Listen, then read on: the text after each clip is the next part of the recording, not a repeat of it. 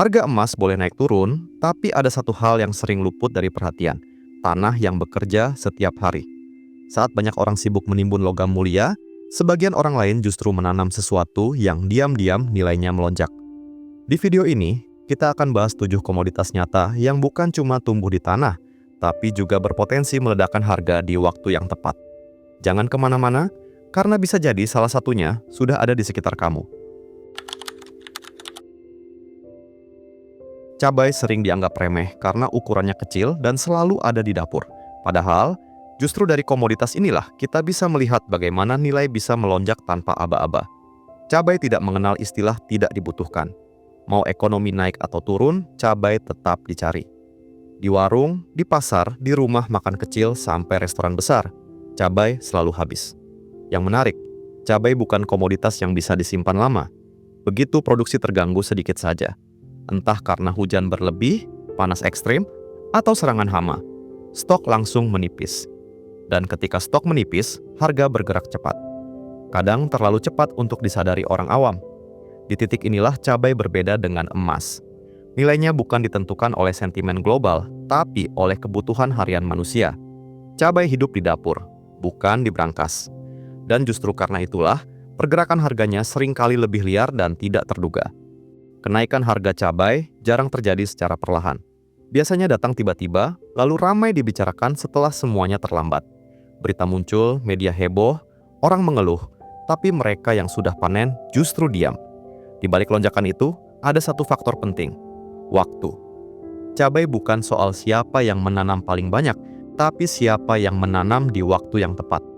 Saat sebagian orang ragu menanam karena cuaca atau takut rugi, justru disitulah peluang sering terbuka. Cabai mengajarkan bahwa nilai besar sering muncul dari keputusan kecil yang konsisten. Bukan menunggu harga naik dulu, baru bergerak. Tapi bergerak lebih awal, saat belum banyak yang melirik. Karena saat harga sudah tinggi, semua ingin masuk. Namun saat itu, biaya sudah mahal dan risikonya jauh lebih besar. Cabai tidak memberi hadiah pada yang ikut-ikutan, tapi pada yang paham ritme. Cabai bukan aset yang ditimbun bertahun-tahun. Ia hidup dari perputaran, tanam, rawat, panen, jual, lalu ulangi. Justru disitulah kekuatannya. Cabai memberi pelajaran penting. Uang bisa tumbuh dari hal yang bergerak, bukan hanya dari yang disimpan. Hasilnya mungkin tidak langsung besar, tapi terus mengalir jika dikelola dengan sabar. Banyak petani cabai tidak kaya karena satu kali panen besar, melainkan karena berkali-kali panen cukup. Mereka memahami satu hal sederhana: stabilitas sering lebih kuat daripada sensasi. Saat orang lain menunggu momen emas, cabai sudah bekerja setiap hari di ladang. Saat harga melonjak, itu bukan keberuntungan. Itu hasil dari proses yang sudah berjalan jauh sebelumnya. Cabai mungkin terlihat biasa, tapi di tangan orang yang paham, ia bisa menjadi komoditas kecil dengan dampak besar. Bawang merah hampir tidak pernah absen dari dapur. Setiap masakan terasa kurang tanpa kehadirannya. Justru karena selalu ada inilah, banyak orang lupa bahwa bawang merah adalah komoditas yang sangat sensitif terhadap gangguan kecil. Sedikit saja hujan berkepanjangan, gagal panen di satu wilayah, atau distribusi tersendat, dampaknya langsung terasa di pasar. Harga bisa naik bukan karena permainan, tapi karena pasokan memang tidak siap. Dan saat itulah bawang merah menunjukkan karakter aslinya, bergerak cepat. Bawang merah bukan komoditas musiman yang datang setahun sekali. Ia berputar terus, mengikuti ritme dapur rumah tangga dan usaha kuliner. Selama orang masih makan nasi dan lauk, bawang merah tidak pernah kehilangan tempat. Inilah yang membuat bawang merah berbeda dengan aset diam. Nilainya bukan disimpan, tapi dipanen berulang. Siapa yang memahami ritme tanamnya, seringkali tidak kaget saat harga melonjak, karena mereka sudah siap lebih dulu. Banyak orang mengira bawang merah itu stabil sehingga dianggap kurang menarik. Padahal stabil bukan berarti tenang. Justru di balik kestabilannya, bawang merah menyimpan potensi lonjakan yang sunyi. Permintaan bawang merah hampir tidak pernah turun drastis. Warung kecil, catering, hingga industri makanan, semuanya butuh bawang merah setiap hari. Ketika permintaan tetap dan pasokan sedikit saja terganggu, tekanan langsung terasa pada harga. Bawang merah tidak menunggu kabar global atau isu besar. Ia bergerak karena hal-hal sederhana: hujan, panas, atau jadwal tanam yang meleset. Faktor-faktor yang sering diabaikan orang kota, tapi sangat dipahami oleh mereka yang berada di lapangan. Disinilah keunggulan bawang merah. Ia memberi peluang pada mereka yang mau memahami proses, bukan sekadar hasil. Yang menanam dengan perhitungan jarang terkejut saat harga naik, karena lonjakan itu sudah masuk dalam perhitungan sejak awal. Dalam bawang merah, waktu adalah segalanya. Menanam terlalu cepat bisa membuat panen bertabrakan. Menanam terlambat justru kehilangan momen terbaik. Mereka yang berpengalaman tahu bahwa keuntungan bukan datang dari luas lahan, melainkan dari ketepatan membaca siklus. Satu kali panen di waktu yang pas bisa menutup beberapa kali panen biasa. Bawang merah mengajarkan bahwa keuntungan sering datang dari disiplin, bukan dari spekulasi. Tidak perlu menunggu harga heboh dulu, karena saat semua orang baru tertarik, peluang justru mulai menyempit. Saat berita harga naik muncul, banyak orang baru berpikir untuk menanam. Namun pada titik itu, biaya sudah naik dan risiko lebih besar. Sementara yang menanam lebih awal justru sedang menikmati hasil. Bawang merah terlihat sederhana, tapi bagi yang paham waktu, ia adalah komoditas yang diam-diam menentukan arah keuntungan. Vanili sering terdengar seperti komoditas jauh dan rumit. Namanya jarang disebut di pasar tradisional, tapi nilainya justru banyak dibicarakan di pasar dunia. Inilah tanaman yang mengajarkan bahwa nilai tidak selalu terlihat dari ukuran atau popularitas. Vanili membutuhkan kesabaran. Ia tidak memberi hasil cepat, tidak bisa dipanen tergesa-gesa, dan tidak cocok untuk yang ingin hasil instan. Namun justru karena itulah vanili memiliki nilai yang berbeda. Saat tanaman lain dipanen berkali-kali, vanili sedang membangun kualitasnya pelan-pelan. Di masa tertentu, harga vanili pernah melonjak sangat tinggi. Bukan karena tren sesaat, tapi karena pasokan terbatas dan permintaan industri tetap kuat. Saat banyak orang baru melirik, yang lebih dulu menanam sudah menikmati hasil. Vanili tidak ramai, tidak heboh, dan jarang viral. Namun bagi yang paham prosesnya, vanili adalah contoh nyata bahwa kesabaran bisa berubah menjadi nilai besar. Vanili tidak tumbuh sendirian. Ia butuh perhatian, perawatan, dan ketelatenan dari awal sampai panen. Penyerbukan, pemeliharaan, hingga proses pasca panen tidak bisa asal-asalan. Disinilah banyak orang mundur. Bukan karena vanili tidak menguntungkan, tetapi karena prosesnya menuntut konsistensi. Namun, justru proses inilah yang membuat pasarnya tidak mudah dipenuhi. Vanili tidak bisa dibanjiri produksi dalam waktu singkat. Dan ketika permintaan tetap tinggi, harga bergerak mengikuti hukum yang sederhana, langka dan dibutuhkan. Berbeda dengan komoditas cepat panen, vanili memberi nilai lebih pada kualitas. Bukan siapa yang paling cepat, tapi siapa yang paling teliti. Bukan siapa yang menanam banyak, tapi siapa yang merawat dengan benar. Vanili mengajarkan satu hal penting. Nilai tinggi sering lahir dari pekerjaan yang jarang dipilih orang. Vanili memang bukan tanaman untuk semua orang. Ia tidak cocok untuk yang ingin hasil cepat atau tidak sabar menunggu. Namun bagi yang mampu bertahan, hasilnya sering kali tidak sebanding dengan usaha biasa. Banyak orang melihat harga vanili yang tinggi, tanpa melihat perjalanan panjang di baliknya. Padahal, nilai vanili bukan datang dari spekulasi, melainkan dari waktu dan konsistensi. Vanili tidak mengajarkan cara cepat kaya. Ia mengajarkan cara menjaga kualitas dalam jangka panjang. Dan ketika kualitas terjaga, pasar akan datang sendiri. Saat komoditas lain naik turun mengikuti musim, vanili bergerak dengan ritme yang lebih tenang, tapi kuat. Ia tidak memberi kejutan setiap saat, namun sekali memberi hasil, dampaknya terasa. Vanili membuktikan bahwa tidak semua peluang harus cepat. Sebagian justru perlu ditunggu dengan sabar. Cengkeh sering dianggap tanaman lama, bahkan kuno. Tidak ramai dibicarakan, tidak viral, dan jarang jadi topik utama. Namun justru dari situlah kekuatannya berasal. Cengkeh bukan komoditas yang bergerak cepat. Ia tumbuh pelan, membutuhkan waktu, dan menuntut kesabaran bertahun-tahun. Tapi ketika sudah produktif, cengkeh mampu menghasilkan secara konsisten dalam jangka panjang. Permintaan cengkeh tidak datang dari satu sumber saja. Ia dibutuhkan oleh industri rokok, makanan, hingga kesehatan. Selama kebutuhan itu ada, cengkeh tetap memiliki tempat. Yang sering dilupakan orang, harga cengkeh bergerak dalam siklus panjang. Ada masa sepi, ada masa panen raya, dan ada masa harga naik tajam. Mereka yang memahami siklus ini tidak panik saat harga turun, karena mereka tahu nilai besar cengkeh justru muncul dari waktu. Menanam cengkeh berarti menanam untuk masa depan. Bukan bulan depan, bukan tahun depan, tapi bertahun-tahun ke depan. Inilah yang membuat banyak orang ragu memulainya. Namun ketika banyak orang berhenti, peluang justru terbuka. Karena cengkeh tidak bisa diproduksi instan. Tidak ada cara cepat menambah pasokan dalam waktu singkat. Saat permintaan tetap dan pasokan terbatas, harga bergerak naik dengan sendirinya. Tanpa perlu heboh, tanpa perlu promosi. Cengkeh mengajarkan bahwa kesabaran bukan kelemahan. Justru ia adalah strategi. Mereka yang menanam lebih awal seringkali berada di posisi lebih aman saat siklus harga mulai naik. Bukan karena mereka lebih pintar, tapi karena mereka bertahan lebih lama. Dan di dunia komoditas, bertahan seringkali lebih penting daripada berlari. Berbeda dengan aset yang disimpan di lemari atau brankas, cengkeh adalah aset yang hidup. Ia tumbuh, berbuah, dan menghasilkan secara berulang. Sekali pohon cengkeh memasuki usia produktif, ia bisa terus memberi hasil selama dirawat dengan baik. Artinya, nilai tidak berhenti di satu titik panen. Banyak orang hanya melihat hasil panen saat harga sedang tinggi. Padahal, kekuatan cengkeh ada pada akumulasi waktu. Sedikit demi sedikit, tahun demi tahun. Cengkeh tidak memberi sensasi instan.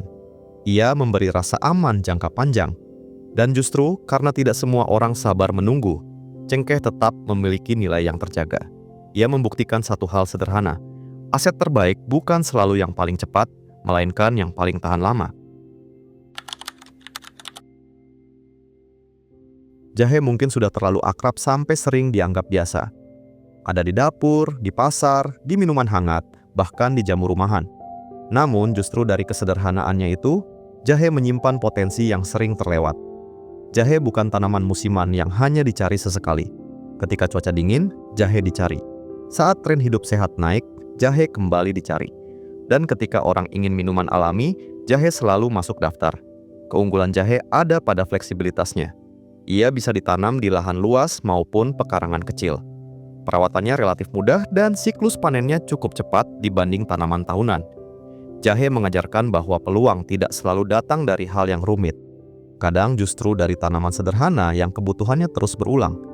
Bukan soal viral atau mahal, tapi soal dibutuhkan terus-menerus. Permintaan jahe sering meningkat bukan karena promosi, melainkan karena kondisi. Musim hujan, wabah, atau perubahan gaya hidup langsung berdampak pada konsumsi jahe. Disinilah jahe berbeda dengan komoditas lain.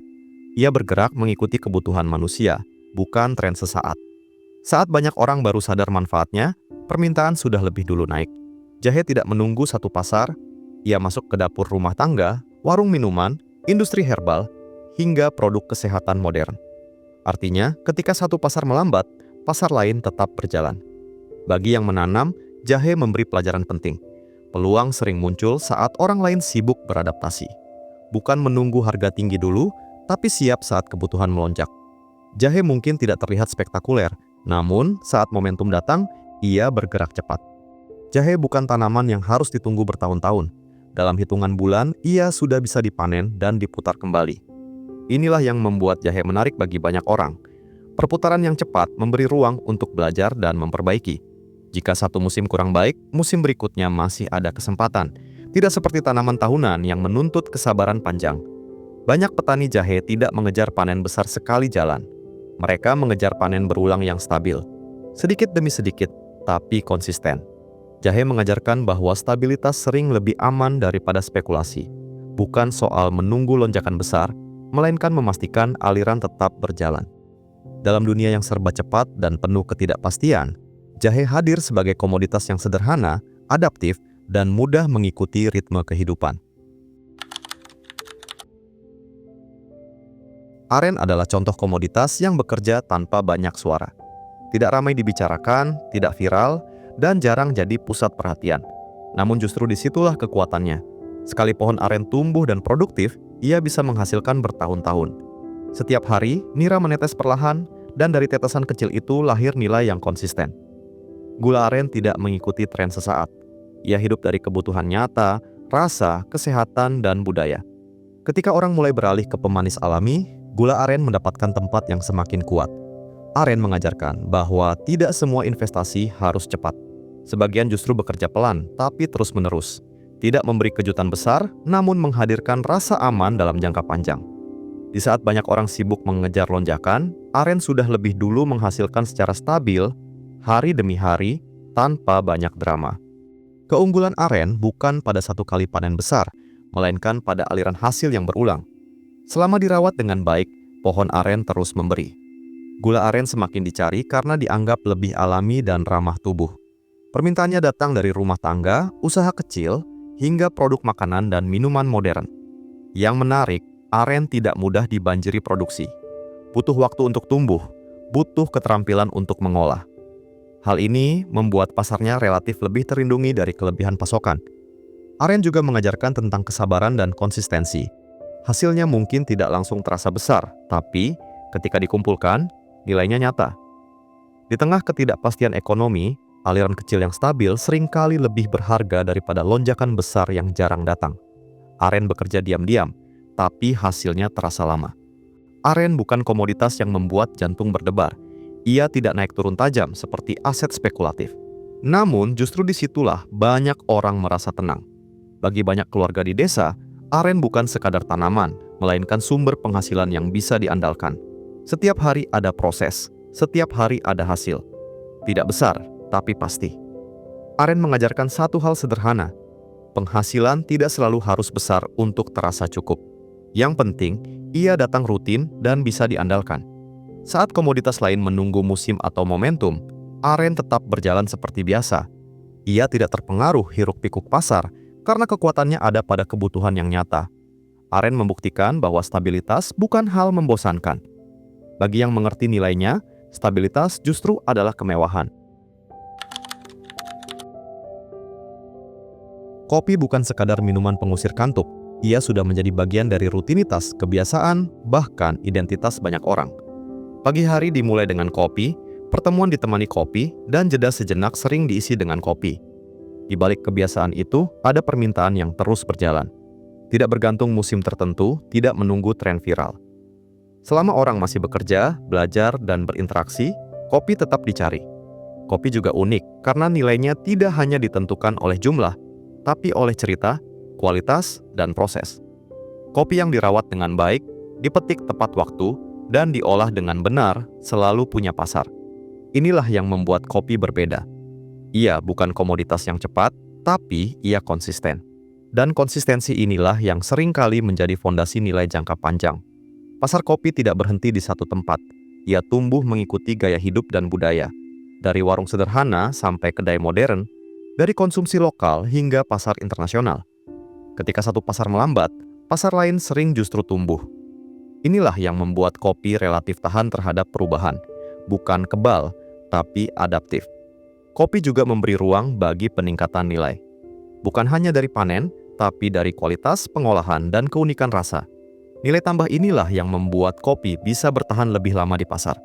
Bagi yang menanam dan merawat, kopi bukan soal menunggu harga melonjak tiba-tiba. Ia soal menjaga kualitas agar selalu siap saat peluang datang.